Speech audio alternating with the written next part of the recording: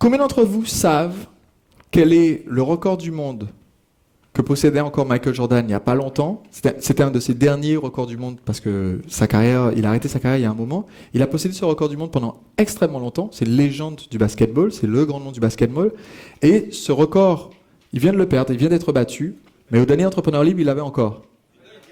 Nombre de dunks? Non. Nombre de 3 points? Non. Moyenne de points par match? Non plus. Les gens de l'avant savent. Nombre de matchs? Non plus. Nombre de points? Non. Au fond, nombre de paniers ratés. Le plus grand joueur de basketball au monde a détenu pendant presque toute sa carrière, quand il était au sommet et même longtemps après sa carrière, le record du monde du nombre de paniers à côté. Est-ce qu'il n'y a pas un lien entre ça et le fait que ça soit le plus grand joueur de basketball du monde?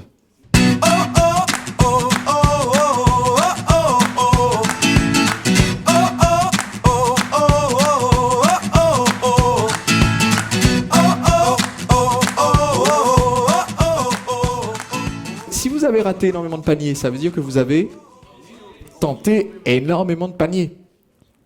Et vous avez peut-être trouvé toutes les façons possibles dont on peut rater un panier.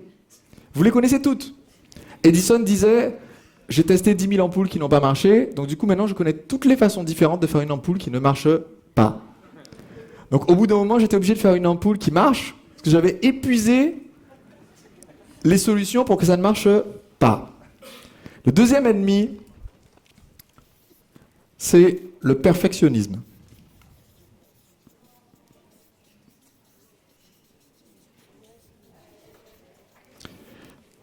C'est attendre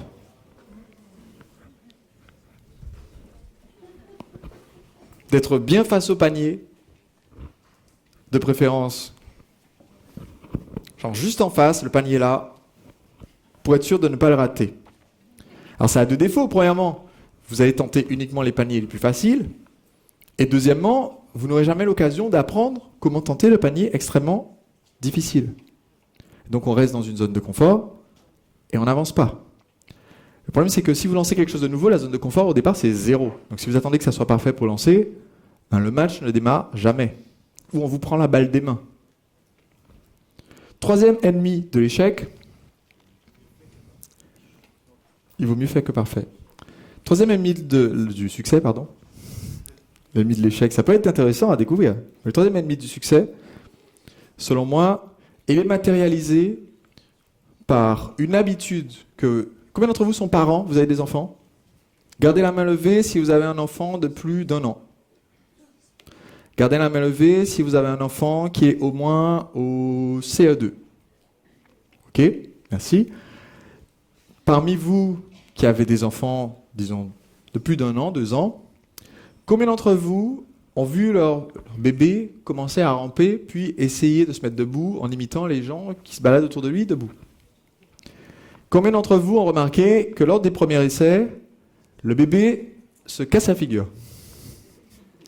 Combien d'entre vous ont donc dit « Oh, bon ben, écoute, tu ne seras pas un marcheur.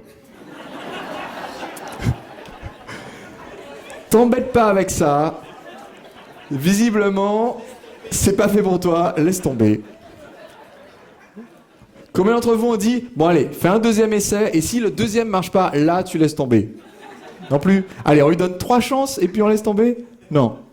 Qu'est-ce qu'on fait? On le regarde et il va le faire jusqu'à ce qu'il marche. Combien d'entre vous ont dit, après quelques années, voilà, maternelle, CP, CE1, on dit, écoute, t'arrives toujours pas à lire un roman, laisse tomber la lecture, c'est pas fait pour toi.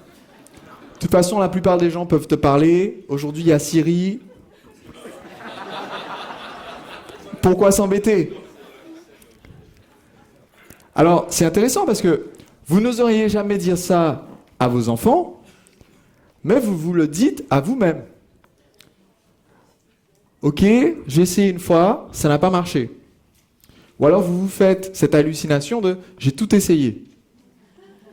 Une question que Tony Robbins aime bien poser quand quelqu'un lui dit « j'ai tout essayé », il dit Alors, cite-moi les 100 dernières tentatives que tu as faites et on va chercher qu'est-ce qui n'a pas marché. Et la personne dit, ben, j'ai parlé une fois à cette personne que je connaissais pas dans la rue. Il dit, ok, ça fait 1. Et ça n'a pas marché? Non. Ok, maintenant donne-moi les 99 autres. Il dit, bah, je comprends pas. Tu viens de me dire que tu as tout essayé. Est-ce qu'il n'y a qu'une seule voie possible pour atteindre votre résultat? Non.